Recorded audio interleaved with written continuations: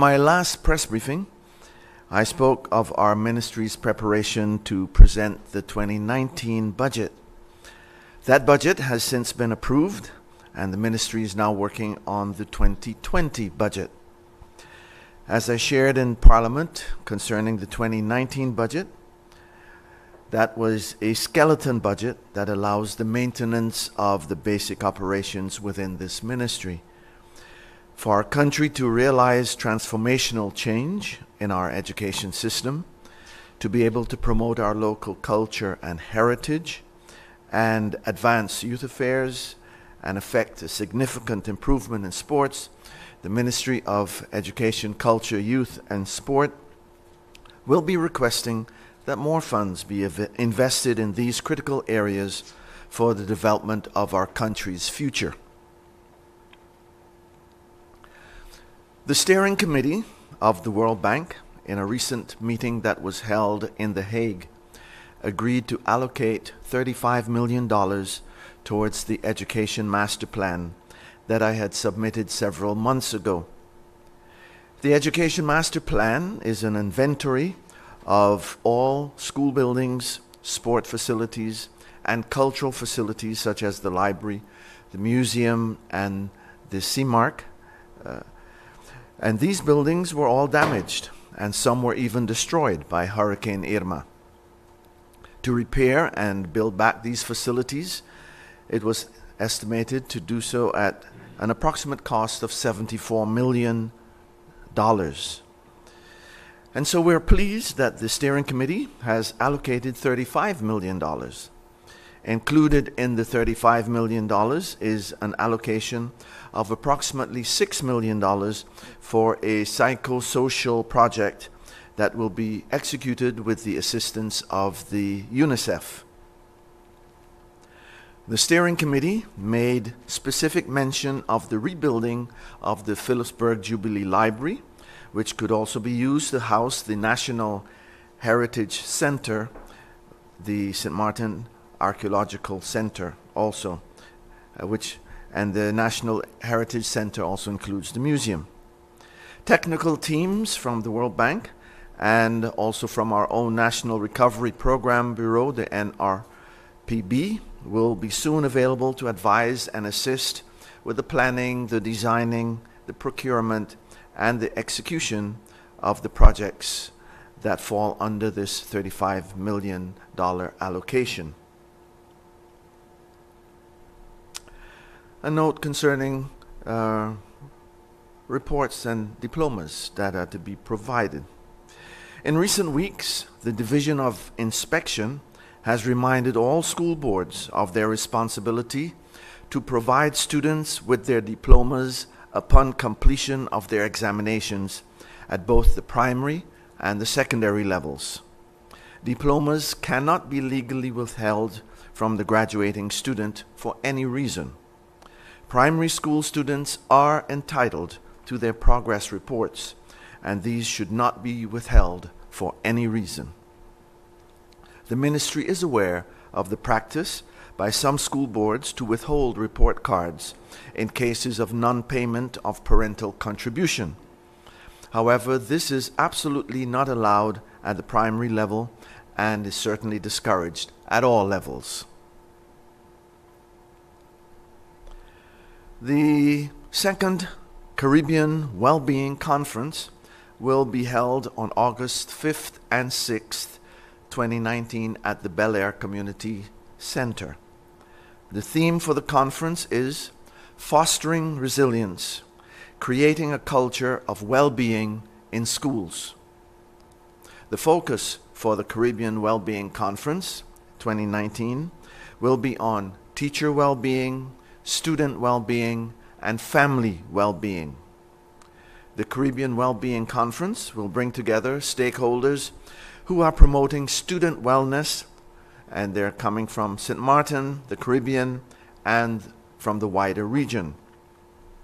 Persons who are interested in attending this conference are invited to visit the Caribbean Wellbeing Conference Facebook page for more information. Concerning the Koopavond, the July family entertainment and shopping event, Koopavond, that is held in Philipsburg on Thursday nights during the month of July, will have its closing evening tomorrow, July 25th, in the vicinity of the courthouse. There will be local crafts, local food, local music, all in one place. That is great cultural entertainment also. So bring out your family and enjoy this wonderful evening. Registration is now open for our annual Sports and Creative Industries Open House, which will take place on September 6th and 7th, 2019. Stakeholders are invited to participate. Registration is free, as we wish to promote healthy lifestyles and fitness opportunities in St. Martin. Sign up today by calling the National Sports Institute at 542-20239 or visit the office of the Raoul Illich Sports Complex. Registration ends on Friday, August 2nd, 2019, so don't delay. Remember, sports matter. And finally, congratulations to Zidania. St. Martin's flag waved high in the Dominican Republic last week when our 2019 Junior Carnival Queen, Zidania Charles Gums, brought home the crown for Miss Preteen Model International 2019-2020. Additionally, Zidania captured the prizes in 4 categories: Best Swimwear, Best Interview, Best Evening Wear, and Best Teen International. Zidania, we celebrate with you and with your family. You've made your country proud.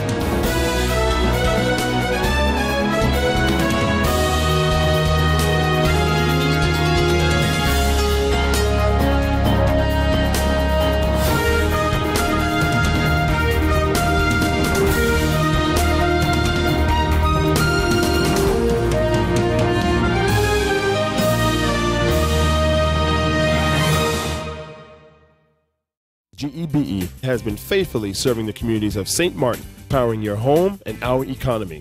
Come rain or shine, our qualified team of professionals are working hard 24 hours a day to provide you and your family with safe, reliable electricity and water.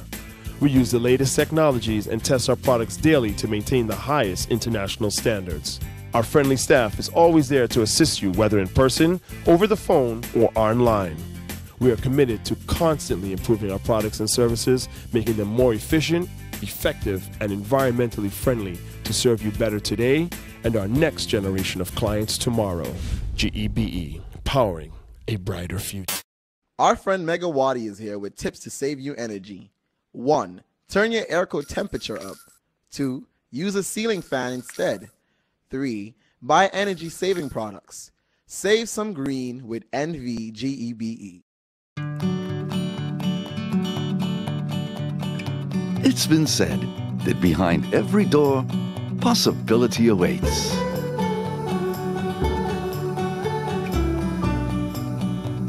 How much possibility depends on which door you open first. Every day, we help our customers discover the possibilities in their lives. It all starts with a conversation. Scotiabank. Discover what's possible.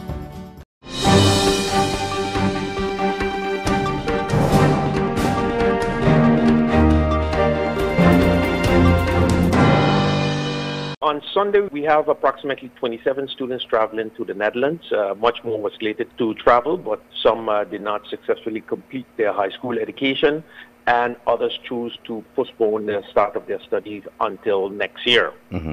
We have 27 students who will be departing to the Netherlands. They would be traveling along with a delegation of 2 members from the Division Study Financing who would accompany them and ensure that, they arrive safely in the Netherlands and able to start up and transition into that society. What will be the area of study for the students? The students will be pursuing areas of studies that have been identified as priority for St. Martin. So we have students in the area of who will be starting up in law. We have in tourism.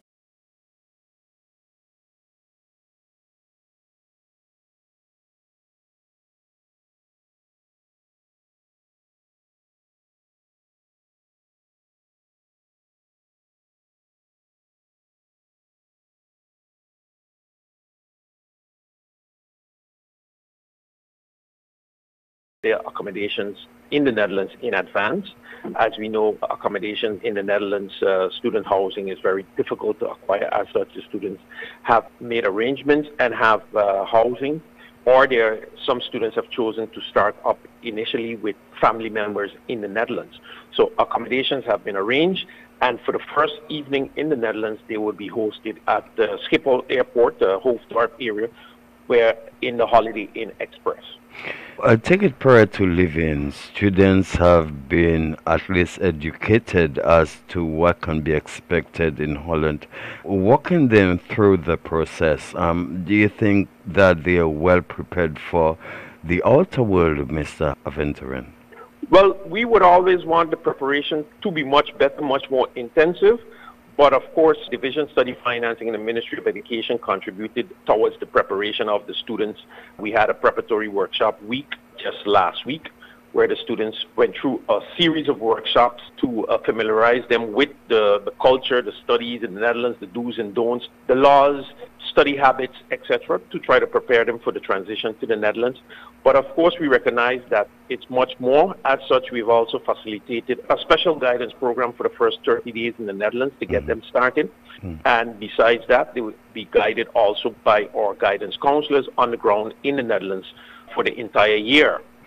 Now, as the students arrived in Holland, it is my understanding that they will be met by the Ministry of Plenipotentiary? Correct. On arrival in the airport, the students will be, of course, welcomed by our guidance counselors and members of the cabinet of the Minister Plenipotentiary in the Netherlands, and also other volunteers, well-wishers, and family. So that's going to be a joyous occasion for them being welcome in the Netherlands.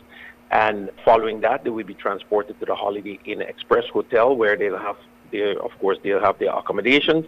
They'll be able to rest for a while, and then in the evening hours, we'll have our welcome ceremony where invited guests including the Minister Plenipotentiary, have been invited to address the students and welcome them formally to the Netherlands.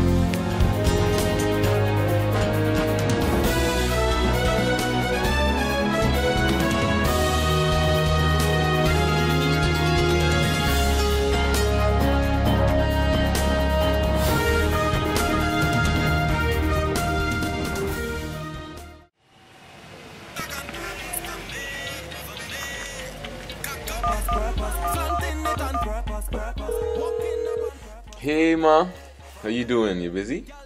I hear, just paying some bills, taking care of business, you know what it is? I know, you're doing your online banking. I don't have to stand in those long lines to pay bills. I can transfer when I want. I can check my account wherever.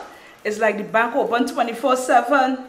I even here checking the statement right now as we're talking. How's Miami? Well, that's why I'm calling.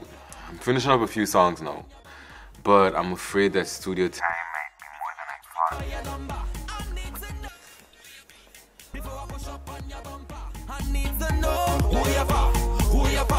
thought. And I was wondering if I could get some help with some funds, and I could pay you back as soon as I get back to St. Martin. Let me check my account. How much you need? I think 500 should be enough. I can transfer it to you while online. Direct from me to you. No problem. Great. Thank you so much, Ma. I'll get online with Viv now. Alright, darling. You know who you're for? I need to know who you're for. Contact WIB today for your complete personal online banking experience. Available for all mobile devices, the Wynwood Islands Bank, now your online banking partner.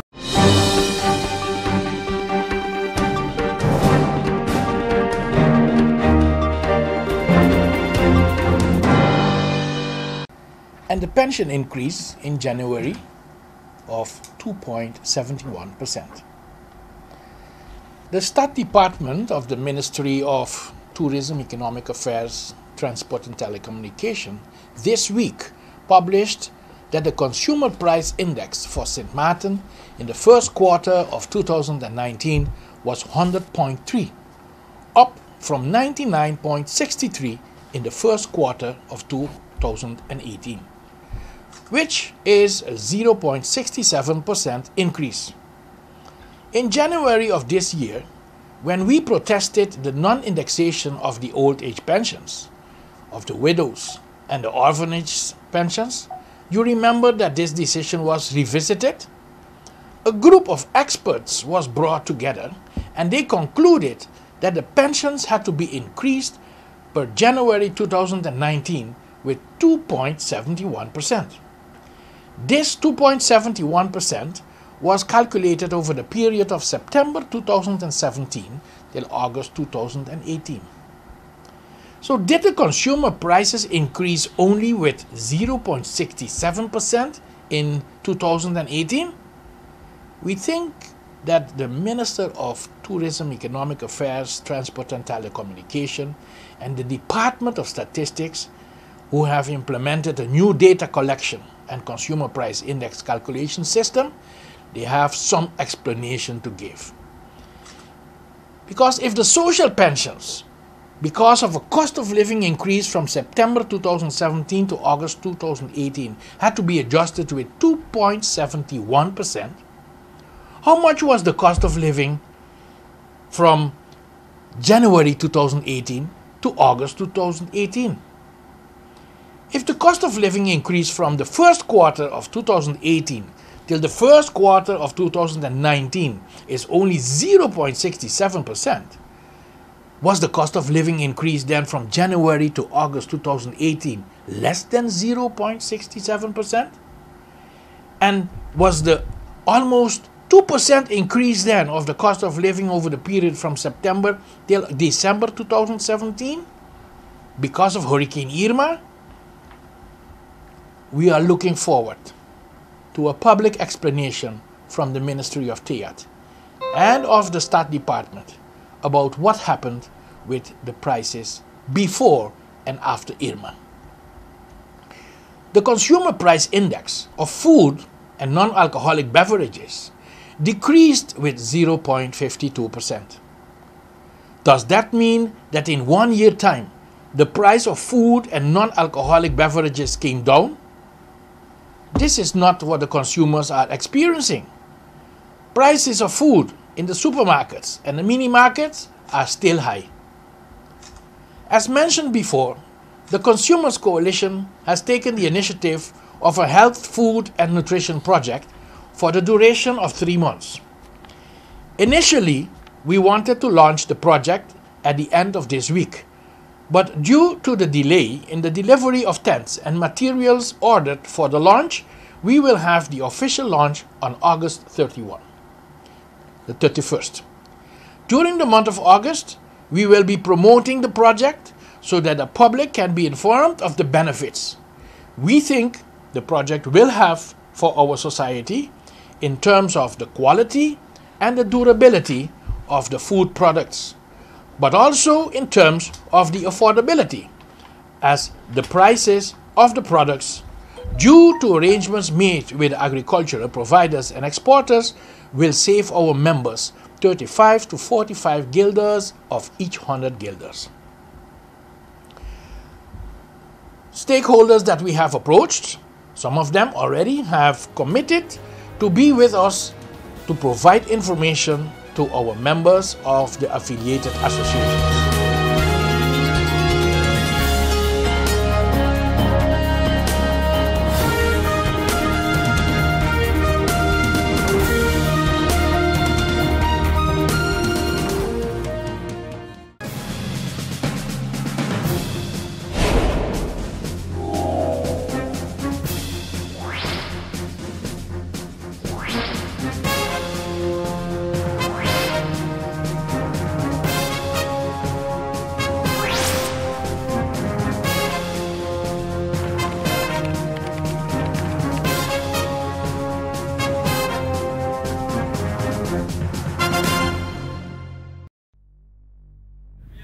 Hello, St. Martin. My name is Stephanie Medina, and I play football with the Walichi Women's Soccer team.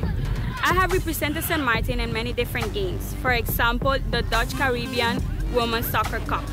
I played against Bonaire, Aruba, and Curacao right here in this stadium. Sports matter to me because it makes me happy, it keeps me fit and healthy, and it is very fun. So I asked the business community to take on this challenge and help us rebuild our facilities. And I also asked the community to nominate the local businesses in your area and take on the challenge and step up for sport. Why? Because sports matter. Check out the Department of Sport Facebook page for more information. Hashtag sports matter, hashtag are you in?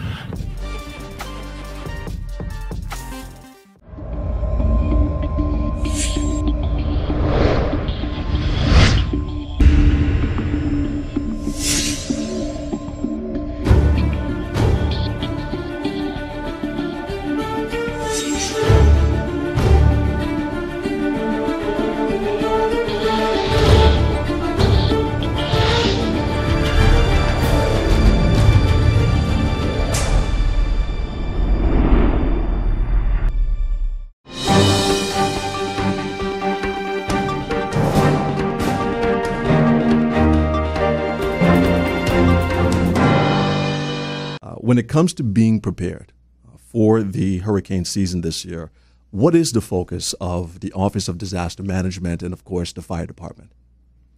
Well, at the moment, we have been preparing since last year because after Irma in 2017, nearly everything we had was destroyed, or we noticed that there were certain gaps that had to be filled.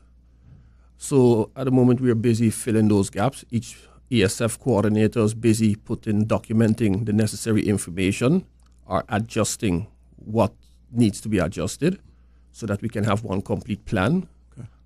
Each ESF is responsible for a sub-plan, and the sub-plan details what they do during a disaster, be it hurricane, tornadoes, tsunami, whatever.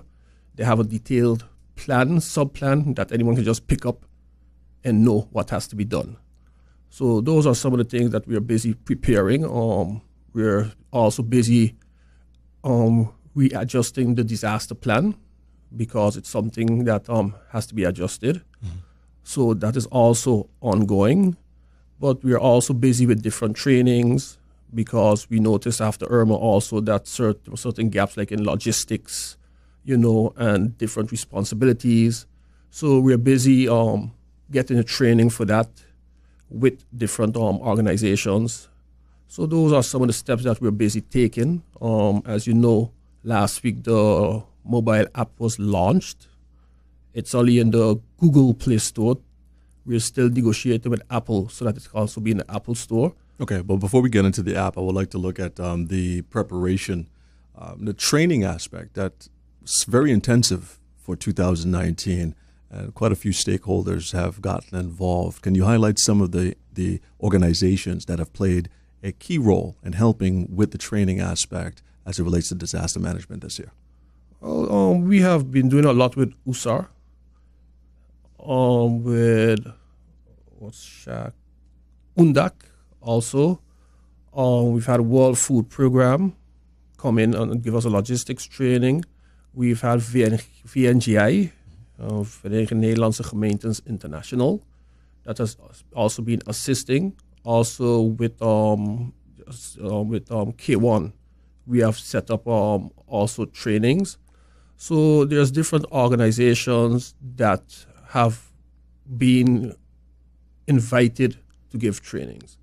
And how has that been going, or how has that worked out based on the exercise itself? What were the results like? We are still acquiring the information from the HUREX. Mr. Paulette is busy with that to make a full report that can also be given to the ministers, the Prime Minister, so that they can see how far we are, where the gaps are, what still has to be accomplished. So that's still in a process. I think it should be finalized this week or next week. It should be finalized within 2 weeks after the HUREX. Mm-hmm. Actually 2 to 4 weeks. what is important to know is that it's an internal evaluation in the sense of every ESF indicated their training objectives and where they wanted to be, where they wanted to test themselves, how far they are with their preparations and where they can improve the crisis management. And that will be reflected in the evaluation report. And for the rest, we also check in general if we meet the norm as set in the disaster plan.